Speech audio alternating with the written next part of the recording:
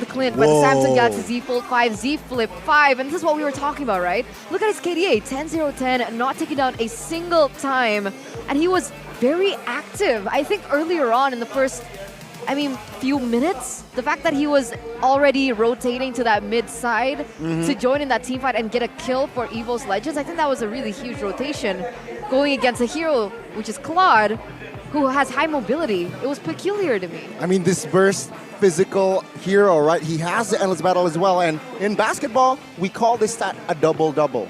A 10 kill and 10 assists.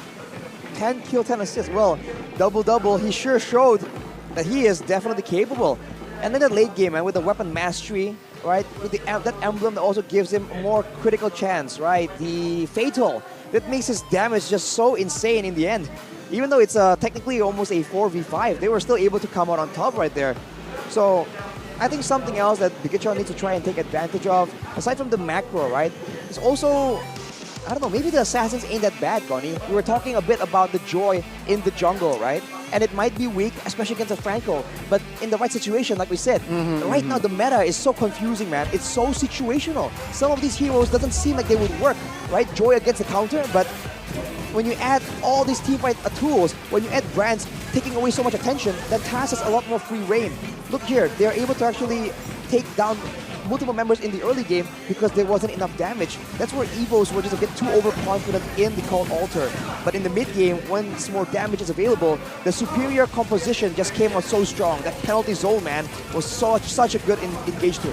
Yeah. I feel like it's not so much that the Franco, that Joy peculiarly did well against the counter, which is the suppression from the Franco, but more so that Evos Legends had a lot of tools to overwhelm a Btr Alpha with, because we saw, like, even if, like, a few times it worked, right? Supervin suppression right before a neutral objective, and then the retribution wasn't able to be popped off on time, but for the most part, the fact that they had so much counter engage against Btr Alpha's picks, I think that was like just the groundbreaking moment for Evos Legends in this game.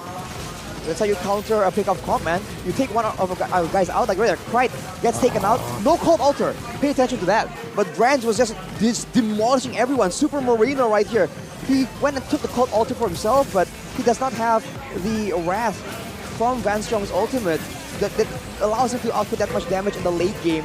And eventually, Evos Legends, man, with such superior numbers